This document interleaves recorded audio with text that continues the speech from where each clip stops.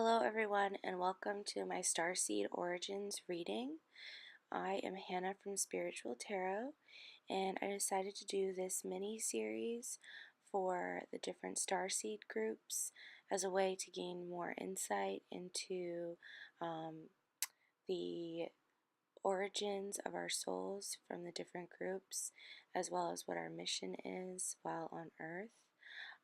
So I focused on the Pleiadians, the Andromedans, Arcturus, Orion, and Lyrans.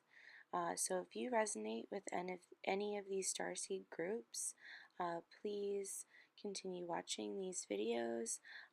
Hopefully you'll gain some insight into who you are and what your mission is while you're here on Earth. And just kind of some advice as far as self-care and how you can work with your energy as a starseed. So please, I hope you enjoy this. Let me know how you like this reading. And we are just going to jump right into the Andromedan reading now. So let's get started.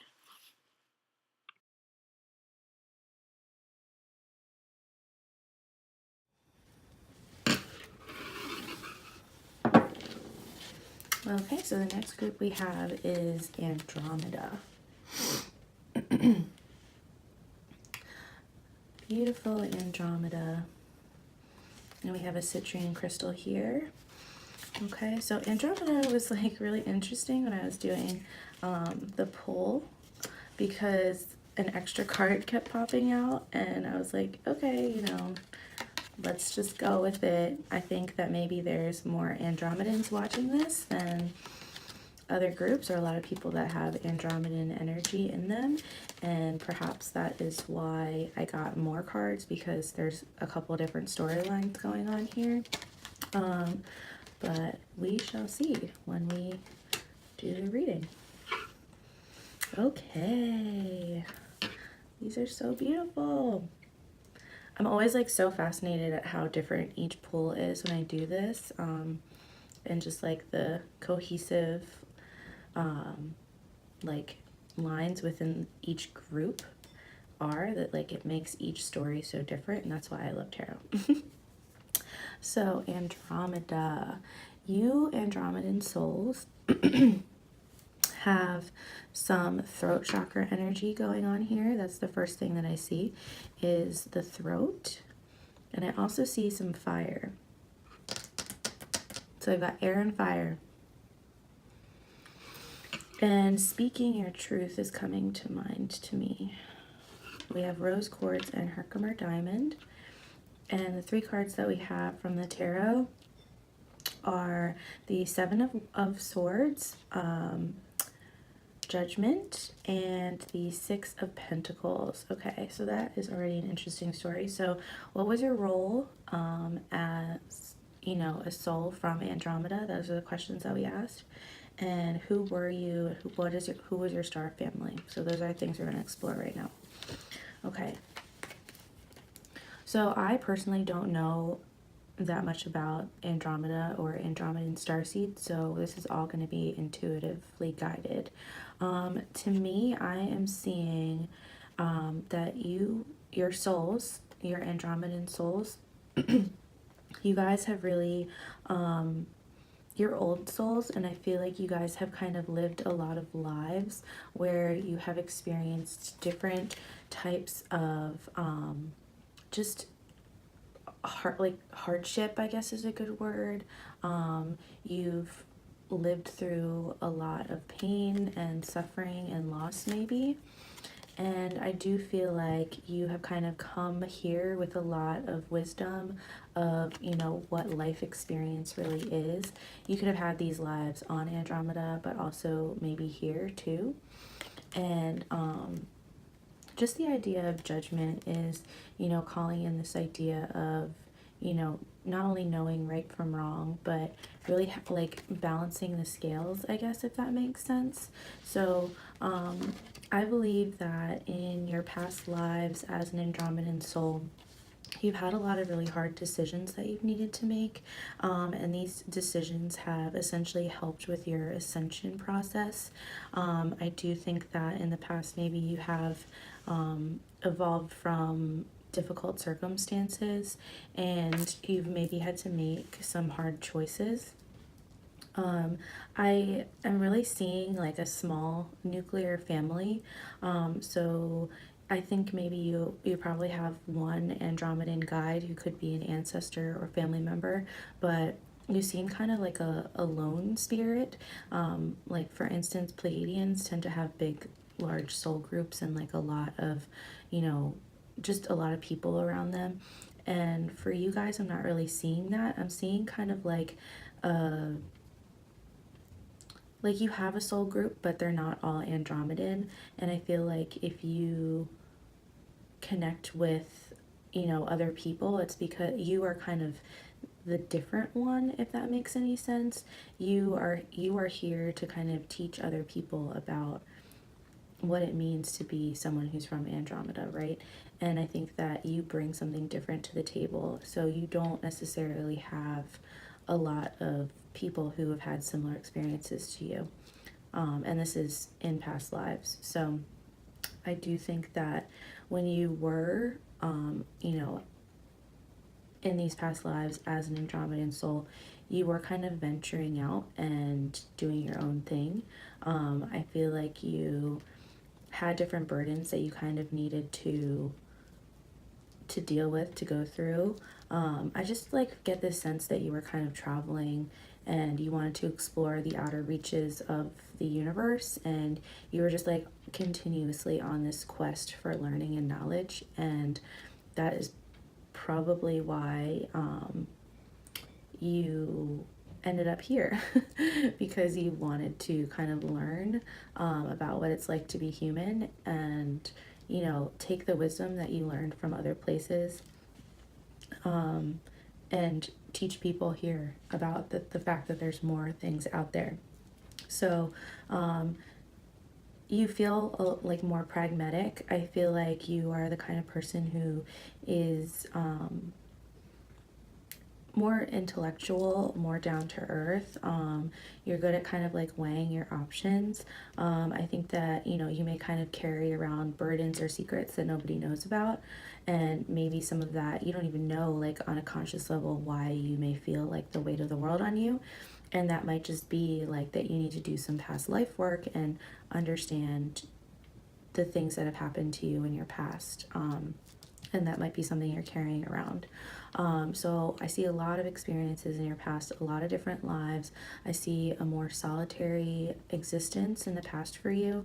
I think you might now be on a quest to find your soul family, which is why, you know, finding other Andromedan starseeds could be a really good thing for you. And that kind of takes me into the other cards we have here. So rose quartz, I'm really seeing that as like an invitation to open your heart. I think that you may have always been a more intellectual being, and your life purpose on earth now is to, you know, experience a life where you are able to have emotions and open your heart up to others and connect with others in a way that you haven't before. Also, the Herkimer diamond is dreams. So you may get a lot of intuitive information coming to you through your dreams. You may have memories from your past lives in your dreams. And that also could be how your guide is communicating to you. The two of these I'm really seeing as a marriage between the solar plexus and the heart chakra. So kind of self-love, but also love that you're able to extend out of yourself and give to others, right? So I think that that really is your mission in this life, is to learn self-love and learn self-forgiveness, but then also take that to the next step where you're able to, you know, just love others. I think it's as simple as that. Okay, and so for the self-care, I think that that really kind of goes in hand in hand is sweet treat. You may be the kind of person that I just get like I said, because you're kind of intellectual, you may be very self-disciplined as well.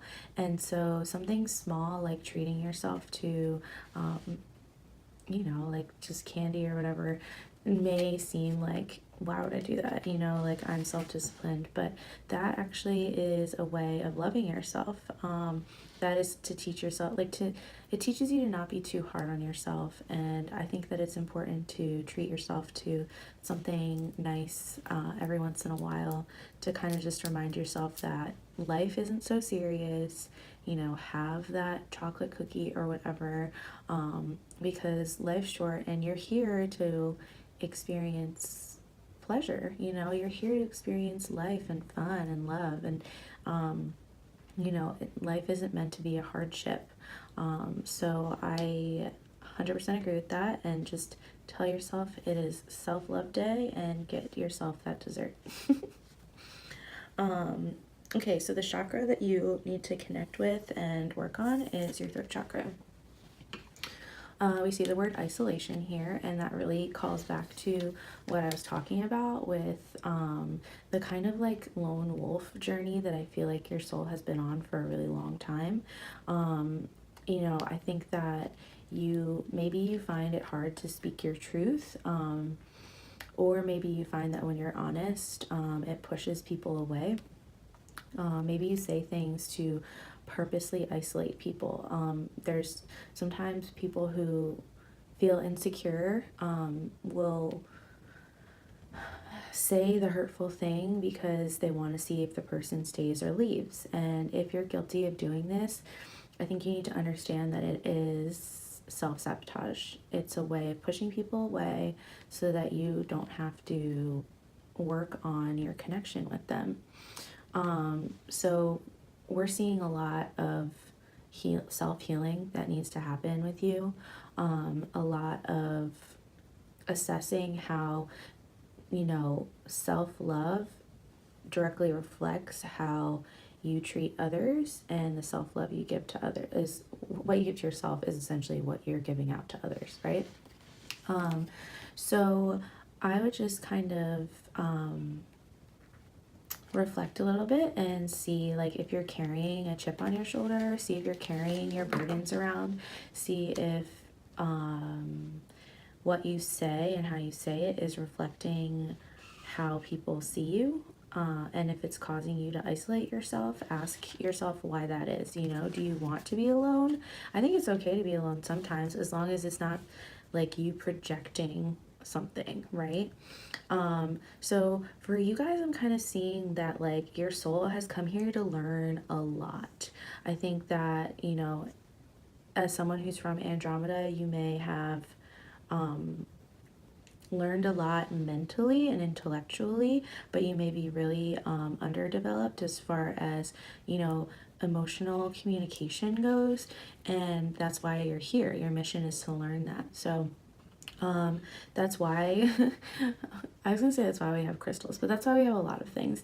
You know, that's why we have other people. That's why we have tarot readings. That's why we have all this stuff to learn about ourselves, and then, you know, learn how to be okay with our shortcomings and learn and grow from it, right? And sometimes something as simple as being kinder to yourself is all you need to do to move past this kind of karma that you're learning about right now. It doesn't have to be anything giant.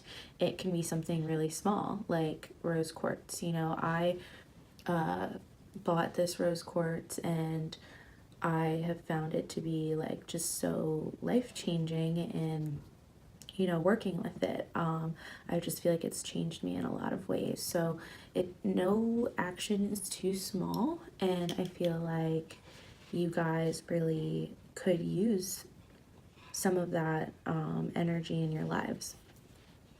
Okay, and lastly, we have two animals because one was not enough for you guys. From the Wild Unknown. This is the Oracle deck. It's the Animal Spirit deck. So we have the elephant and the dragonfly, right? We have the elephant here, and he is the representative for fire. and dragonfly is our representative for air. And like I said before, when I was talking about the throat chakra and the solar plexus, I think you can kind of see these animal guides as communicators for those chakras for you. So for dragonfly, this is really all about communication, right? I do feel like I think the idea here is to be gentle and to kind of live in, okay, so the thing about the dragonfly, right, is that it lives in air but also in water. And the thing about the two animals we see here is that they both kind of bridge the gap between two different elements, and they're at home in both of them, because here we have the elephant representing fire because he lives in very hot climates, but he's also an earth animal. He's very grounded, he's very stable, he's very connected to earth. So these two cards essentially, these animals represent all four elements in like a perfect harmony, right? So dragonfly is really about speaking your truth from a heart perspective, because they live on the surface of the water, and that's where they're at peace, and the water represents emotions, right? So if what you're saying doesn't resonate with what you believe or how you feel, you need to ask dragonfly for help and guidance in how to speak your truth. And not only that, speak like from an emotional point of view, speak from whatever your soul wants to say, so look to dragonfly for guidance, and they will help you kind of get out of this isolation that you might be feeling. And then elephant is going to help keep you grounded, but also connect you back into your solar plexus. That's kind of how I'm feeling about this fire energy right now, is it's very solar plexus centered.